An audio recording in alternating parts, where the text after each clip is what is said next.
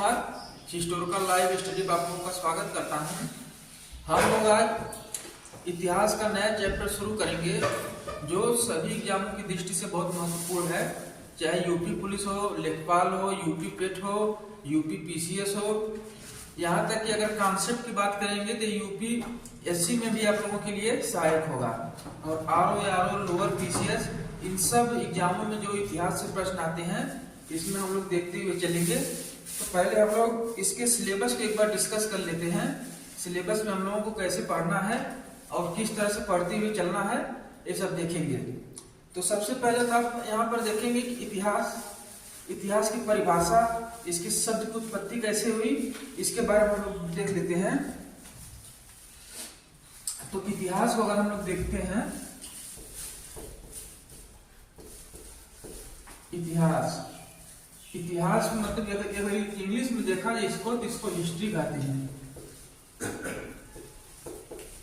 History, अगर history शब्द को हम लोग ले लिया जाए, ये जो है यूनानी शब्द है। यूनानी शब्द से निकला है, कौन सा यूनानी शब्द? हिस्टोरिया से निकला है। किससे?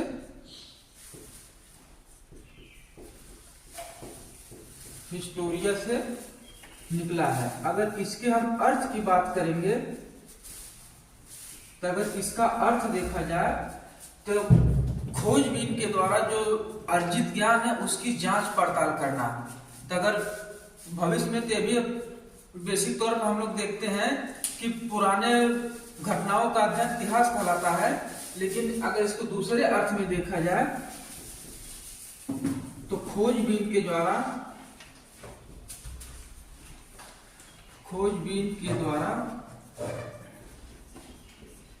अर्जित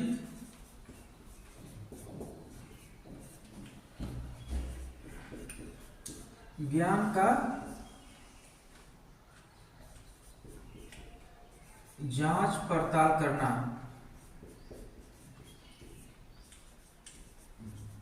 जांच पड़ताल करना इतिहास कहलाता है।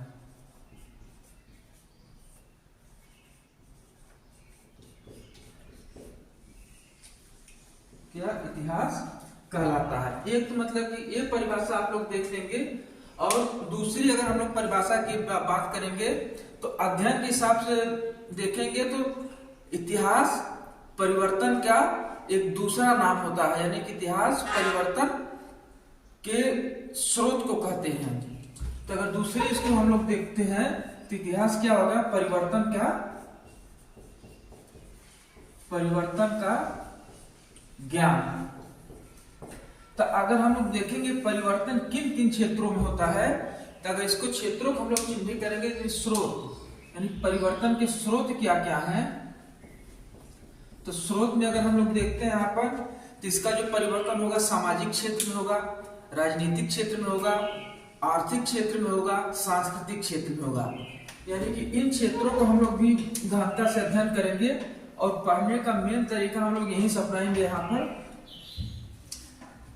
अगर देखा इतिहास को तो लोग फैक्चुअल डेटा बेस पे लेके चलते हैं, लेकिन अगर डेटा बेस पे अगर देखा जाए तो इसको हम लोग पढ़ने में कठिनाई होगी, क्योंकि डेटा तो बहुत है, इसको रटने में, याद करने में ज्यादा कठिनाई होती है। लेकिन इसके हम लोग परिवर्तन को समझते हुए चलेंगे तो इतिहास पढ़ने में बहुत आसानी होगी। तब देखते हैं यहाँ पर जैसे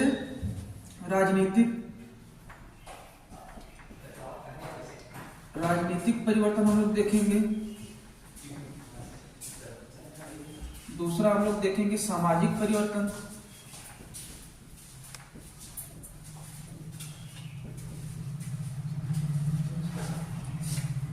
तीसरा हम लोग देखेंगे आर्थिक परिवर्तन।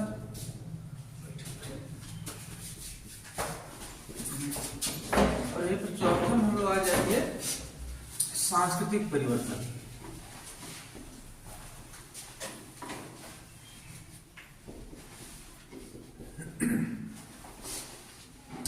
तभी परिवर्तन को हम लोग देखेंगे तो किन क्षेत्रों में परिवर्तन होगा।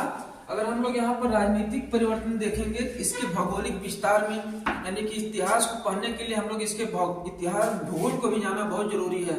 क्योंकि देखिए किसी भी सभ्यता का विकास अगर देखा जाए तो किन क्षेत्रों में होगा, यानी कि एक तो नदी के किनारे होगा, और जहां पर मतलब कि प्राकृतिक संसाधन ज्यादा होंगे वहां पर होगा। तो अगर प्राकृतिक संसाधन, अगर भारत की हम लोग बात करते हैं, भारत में जितने भी मतलब कि सभ्यता संस्कृति का विकास हुआ, देखेंगे या तो गंगा घाटी के आसपास होगा, या पूर्व से पश्चिम की ओर जाएंगे हम लोग, पश्चिम से पूर्व की ओर बढ़ते हुए जाएंगे तो उसी श्रेणी में होते हुए चला जाता है।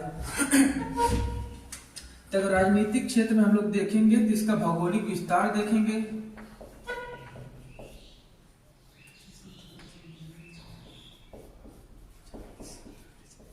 और इसमें भौगोलिक विस्तार देख लेंगे, और इसमें प्रशासन इसका देख लेंगे। क्या देखेंगे?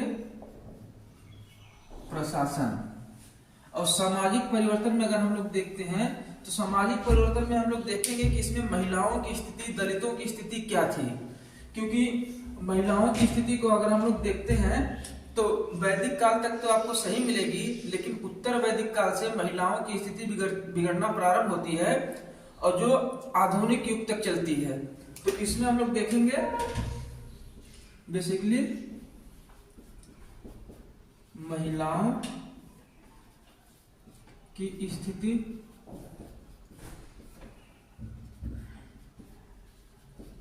दलितों, शूद्रों की स्थिति। ठीक है। अब आर्थिक परिवर्तन में हम लोग देखते हैं, आर्थिक परिवर्तन में क्या देखा जाएगा? तो आर्थिक में हम लोग देखें, इसका नगरीकरण देखेंगे, नगरीकरण देखेंगे, और मुद्रा का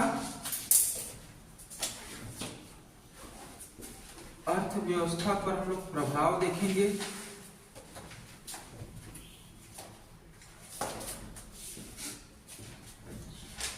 तीसरा हम लोग देखेंगे क्या? कृषि पर, कृषि का विकास। ठीक है। अब हम लोग सांस्कृतिक में जो देखेंगे, इसमें हम लोग क्या देखेंगे? धर्म व कला। ठीक है। नोट करना आप लोगों को।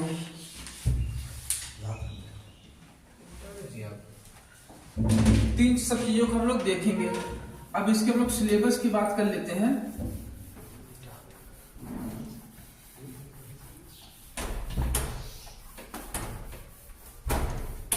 आप लोगों को मैटर मिल जाएगा इसको पसंद।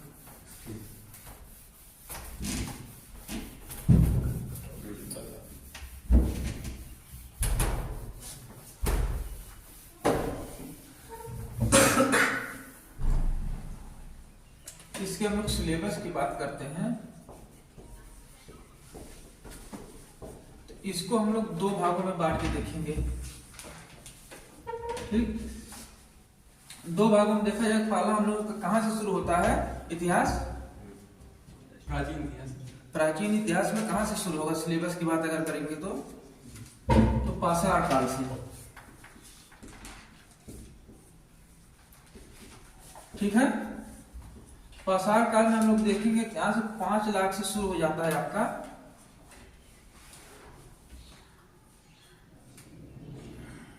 5 लाख से 8,000 ईसा पूर्व तक। इसी को हम लोग 3 भागों में बांट लेंगे। यहाँ पर पूरा पाषाण काल,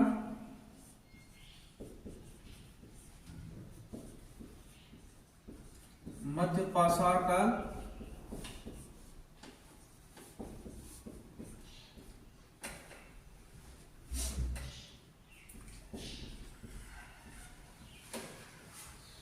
नव पाषाण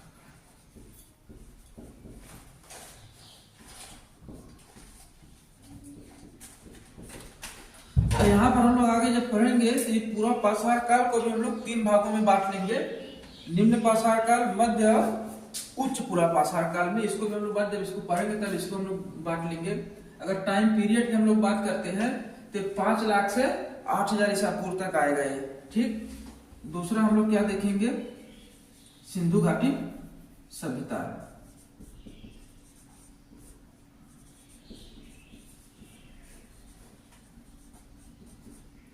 अब सिंधु घाटी सभ्यता का हम लोग टाइम पीरियड को लेकर लोग ज्यादा परेशान रहते हैं। कई किताबें में अलग लिया, जैसे 2600 ईसा पूर्व से 1900 ईसा पूर्व तक दिया रहता है, कहीं कहीं 2500 ईसा पूर्व से 1700 ईसा पूर्व दिया रहता है, और कहीं कहीं 2300 से 1700 ईसा पूर्व दिया रहता है।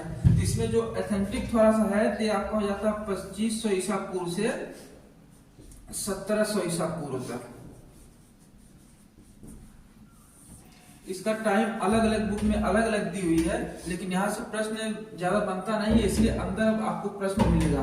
तीसरा हम लोग क्या देखेंगे, ताम्रपाषाण काल।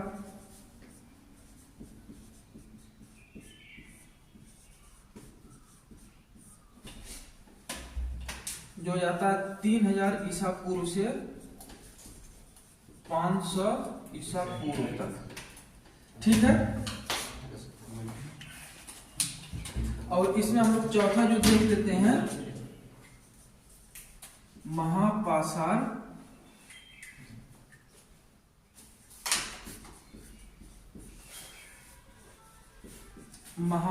काल, ठीक है।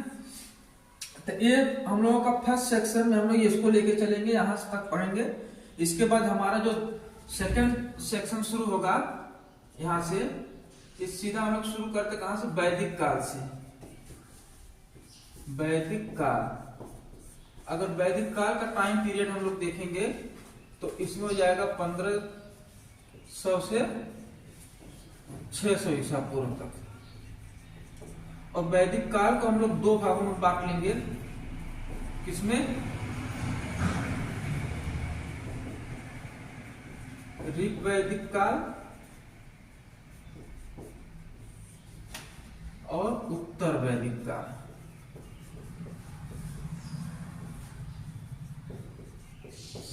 तब ऋग वैदिक काल का हम लोग टाइम पीरियड देख लेते हैं, क्या हो जाएगा, 1500 ईसा पूर्व से 1000 ईसा पूर्व तक, ठीक है। और उत्तर वैदिक काल का हम लोग देखेंगे 1000 ईसा पूर्व से 600 ईसा पूर्व तक। जो इसमें हम लोग चैप्टर देखेंगे उत्तर वैदिक काल और ऋग वैदिक काल में अगर हम लोग देखेंगे तो यहीं पर सामाजिक विषमता यहीं से उत्तर वैदिक काल से शुरू होगी। ऋग वैदिक काल तक कबीलाई संरचना रहती है, मान लीजिए, और उसमें जन्म बदलेंगे, गोपद, सभा समिति, ये सब समितियां यहाँ पर पाई जाएंगी। लेकिन यहाँ से उत्तर वैदिक काल में देखेंगे महिलाओं के अधिकारों यहाँ पर हाना होना शुरू हो जाता है, और यहीं से महिलाओं की शिक्षा, महिलाओं की स्थिति पर बहुत ज्यादा असर पड़ना शुरू होता है। क्योंकि और ये वाला चैप्टर जो है बहुत इंपॉर्टेंट चैप्टर है, यहाँ से बहुत प्रश्न आते हैं परीक्षाओं में, ठीक है। अब इसके बाद हम लोग फिर देख लेंगे महाजनपद काल। महाजनपद काल हम लोग पढ़ेंगे, यहाँ पर हम लोग 16 महाजनपदों को पढ़ेंगे, ठीक है। और इसके बाद हम लोगों का क्या आ जाएगा, बौद्ध, जैन और शैव धर्म के बारे में हम लोग जानकारी देखेंगे। अब यहाँ पर देखेंगे जो महिलाओं की स्थिति उत्तर वैदिक काल से बिगड़ना शुरू होती है, तो बौद्ध और जैन धर्म जो इसको सुधारने का प्रयास करते हैं, लेकिन एक कोई मतलब कि अच्छा उपाय नहीं दे पाते हैं समाज को कि कैसे स्थिति को सुधार आएगी। ये जो कुरीतियां थी समाज में, उन पर तो प्रहार करते हैं, उनको दूर करने का प्रयास करते हैं, लेकिन कोई अच्छा रास्ता ये नहीं दे पाते हैं। अब इसके बाद हम लोगों का क्या आ जाएगा, मौर्य काल हम लोग देखेंगे और मौर्योत्तर काल देखेंगे, ठीक है। और इसके बाद फिर हम लोग क्या देखेंगे, गुप्त और गुप्तोत्तर।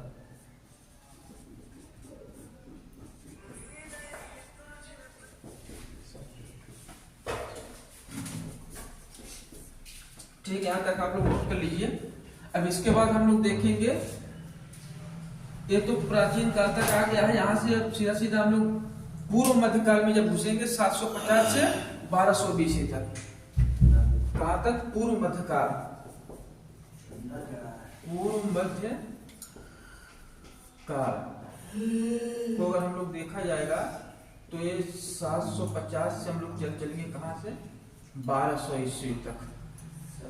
ये हम लोगों का सिलेबस हो गया जो हम लोग इसको पढ़ा जाएगा।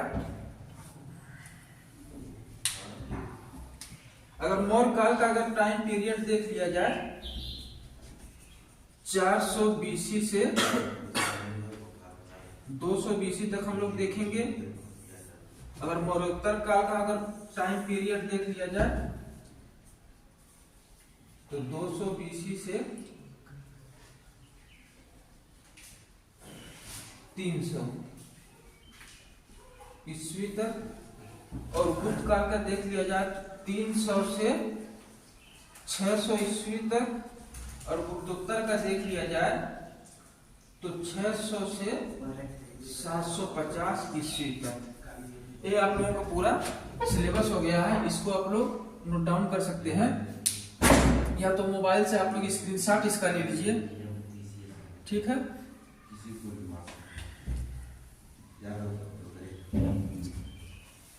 हो गया है, मिटाते हैं उसे। ठीक,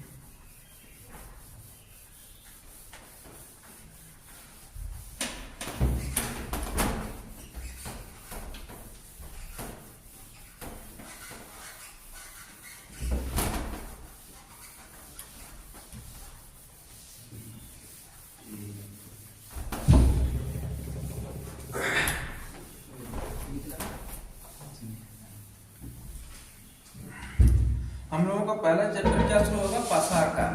पाषाण काल से पहले बारे हम लोग कुछ टर्मिनोलॉजी पर बात करेंगे, जैसे प्रागैतिहासिक,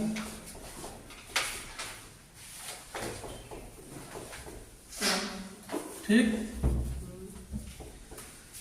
आद्य ऐतिहासिक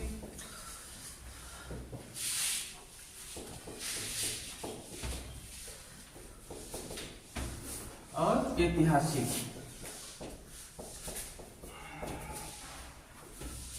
इसके बारे में आप लोगों को कुछ पता है? प्राग ऐतिहासिक किसे कहते हैं, आद्य ऐतिहासिक और ऐतिहासिक, कुछ जानकारी है? ठीक, तो अगर हम लोग देखेंगे तो प्रागैतिहासिक में, प्रागैतिहासिक उस काल को कहा जाएगा जिसके मतलब की जानकारी में पुरातात्विक स्रोतों का ही स्रोत ही बस मिलते हैं। यानी कि अगर किसी भी इतिहास को या किसी भी चीज को जानने के लिए क्या दो चीजों की आवश्यकता होगी, या तो उसका साहित्यिक स्रोत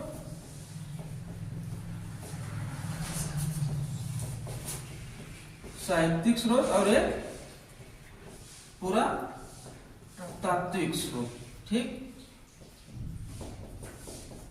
तो यहां पर देखेंगे साहित्यिक स्रोत यहाँ पर नगण्य है, यानी कि नहीं पाया जाता है, क्योंकि यहाँ पर न तो लिपि का विकास हुआ था, न तो ऐसी कोई साक्ष्य मिला। लेकिन जो भी जानकारी हम लोगों को मिलती है प्राचीन काल में, किससे मिलती है, खुदाई से, पुरातात्विक साक्ष्यों से मिलती है। यानी कि ऐसा मतलब कि काल जिसके बारे में हम लोग बस खाली पुरातात्विक स्रोतों के आधार पर जान पाते हैं, उसको क्या कहेंगे, प्रागैतिहासिक। और आद्य ऐतिहासिक में भी वही दो मायना हम लोग रखेंगे, किसका, साहित्यिक स्रोत का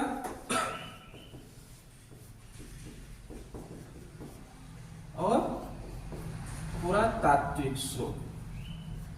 यानी कि यहां पर अगर हम लोग देखा जाए तो यहां पर साहित्य भी मिला और पुरातत्व भी मिला, लेकिन साहित्य की जो लिपि थी वो पढ़ी नहीं जा सकी।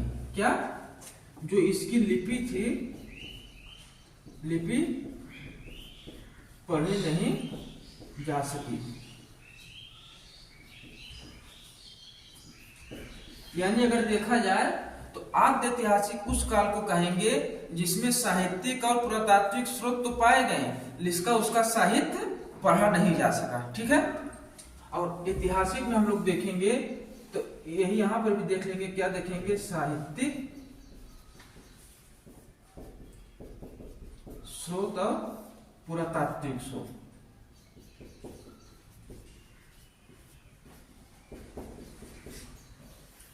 तो पुरातात्विक स्रोत हम लोग देख लिए, यानी कि यहाँ पर जो साहित्य में लिपि भी पढ़ी जा सकी, साहित्य भी पढ़ा जा सका, और पुरातात्विक स्रोत यानी कि दोनों की जानकारी यहाँ पर मिलेगी, उसको हम लोग क्या कहेंगे, ऐतिहासिक कहेंगे, ठीक है।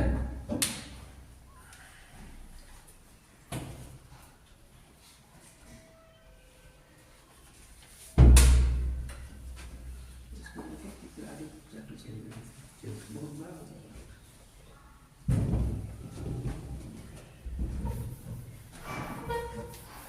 है, अब हम लोग चलते हैं अपने चैप्टर पर। मेन चैप्टर को पाषाण काल में देखेंगे।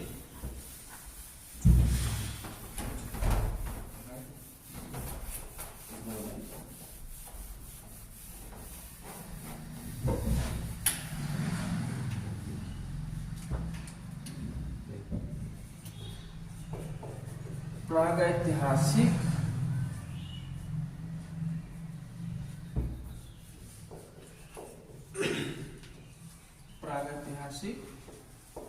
काल।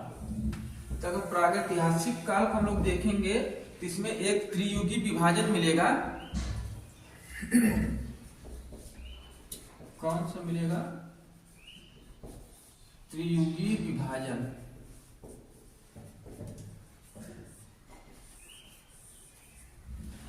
त्रियुगी विभाजन की जो अगर हम लोग जानकारी देखेंगे तो डेनमार्क में एक कोपेनहेगन संग्रहालय है। कहां पर? डेनमार्क क्या है? कोपेनहेगन संग्रहालय। तो यहीं से एक जानकारी सामग्री जो मिलती है उसको केजे थॉमसन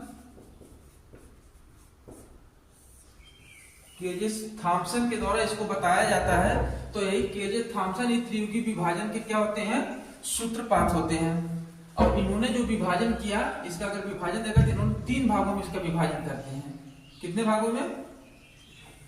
3 भागों में करते हैं।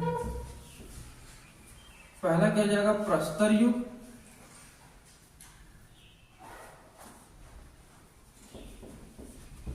दूसरा आपका हो जाएगा ताम्र युग। और तीसरा हो जाएगा आपका लौह युग। तो इसका आप देखेंगे तो यहां पर पूछ लेगा त्रियुगी विभाजन किसका है? Christian Jurgensen Thomsen. क्या हो जाएगा? क्रिश्चियन जर्नेनाम, इनका पूरा नाम थॉमसन। इन्होंने क्या किया?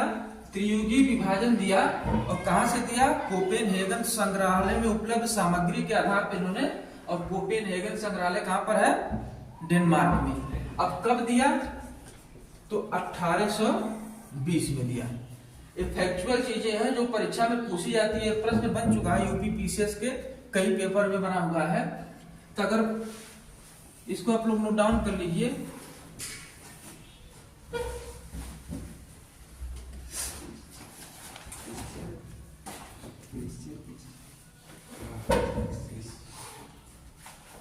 Christian Jurgensen Thompson, KJ Thompson इनका नाम। तो शॉर्टकट में हम लोग देखते हैं।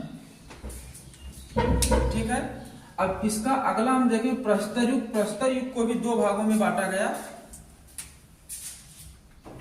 और यहां पर आपको एक वैज्ञानिक मिलेंगे या विद्वान मिलेंगे जिनका नाम था क्या? जॉन लुबाक, या इनको कहते हैं पेपर में जाता है लुबाक।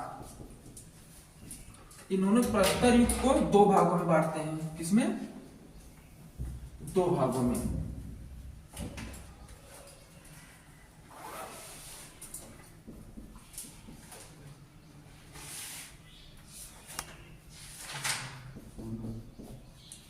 पूरा पाषाण काल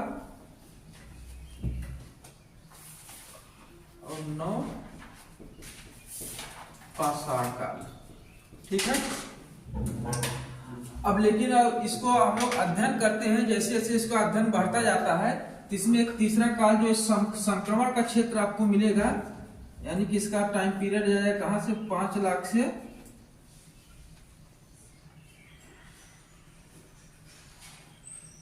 10,000। ठीक है। और इसका 10,000 से 8,000 ईसा पूर्व तक। यही बीच में आपका संक्रमण काल आ जाता है, जिसको हम लोग मध्य पाषाण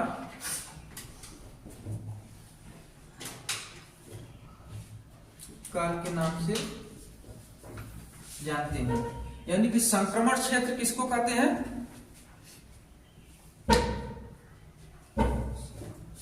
संक्रमण क्षेत्र के बारे में मध्य पाषाण काल है, यानी कि इसका उत्पत्ति जब होता है तो इसको क्या विद्वानों ने क्या कहा, संक्रमण क्षेत्र है, यानी कि उसको मध्य पाषाण काल का संक्रमण क्षेत्र, यानी कि दो कालों के बीच का काल होता है, यानी यहाँ से परिवर्तन का काल शुरू होता है।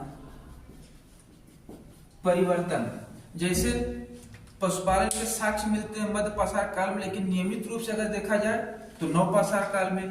आग की खोज जाती कहाँ? मध्य पाषाण काल में, लेकिन उसका अगर हम लोग देखेंगे कि प्रयोग कहाँ शुरू होता है?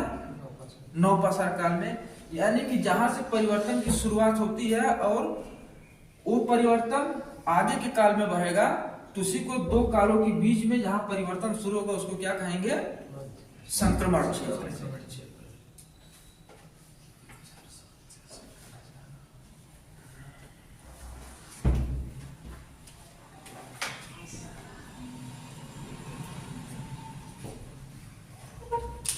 और इसका टाइम पीरियड हम लोग देख लेंगे क्या हो जाएगा,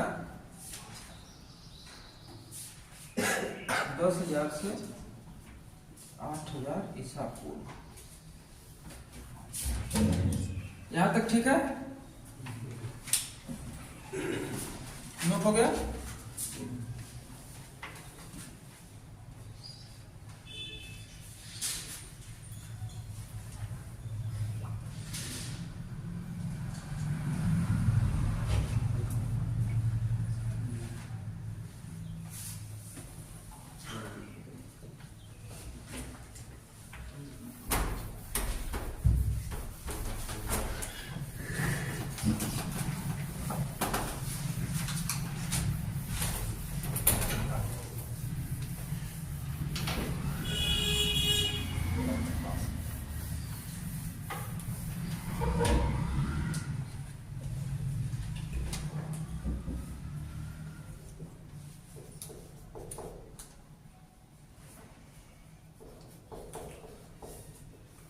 पूरा पाषाण काल। अगर पूरा पाषाण काल को देखा जाए तो पूरा पाषाण काल को भी हम लोग कितने भागों में बांटते हैं? 3 भागों में। ठीक।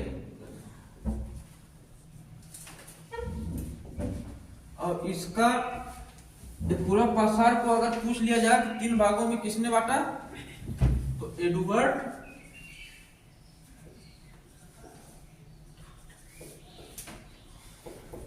लार्टेट।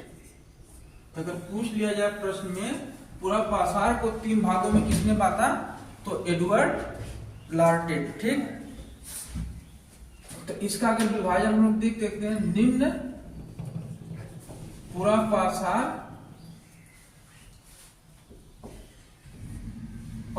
काल, और ये हो जाएगा मध्य पूरा पाषाण काल,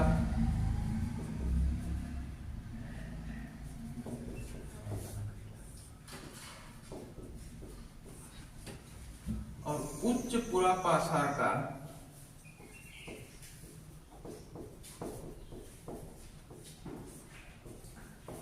इसमें आप लोगों को कंफ्यूज नहीं होना है, जैसे कि वहां पर आप लोग देखिए पूरा पाषाण काल, मध्य पाषाण काल और नव पाषाण काल। अब दिमाग में आएगा कि यहाँ पर भी निम्न पूरा पाषाण काल है, पाषाण काल तो उसको भी कह रहे थे, लेकिन यहाँ पर देखिए ये पूरा पाषाण काल हमेशा साथ में जुड़ा हुआ है। क्या हुआ है? पूरा पाषाण काल हमेशा साथ में यहाँ पर लगा हुआ है। ठीक है। अगर इसके टाइम विभाजन की हम लोग बात कर लेते हैं, तो टाइम किसमें क्या, देखिए टाइम की बहुत ज्यादा जरूरत यहाँ पर आप लोगों को पड़ेगी नहीं, क्योंकि टाइम पीरियड यहाँ से आपको पूछेगा नहीं। अगर लिखना हो जाए तो आप लोग लिख लीजिए 5 लाख से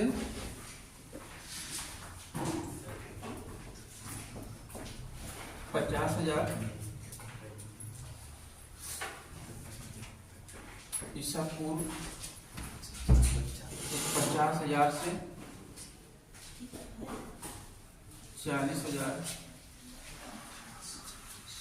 ईसा पूर्व, और 40,000 ईसा पूर्व से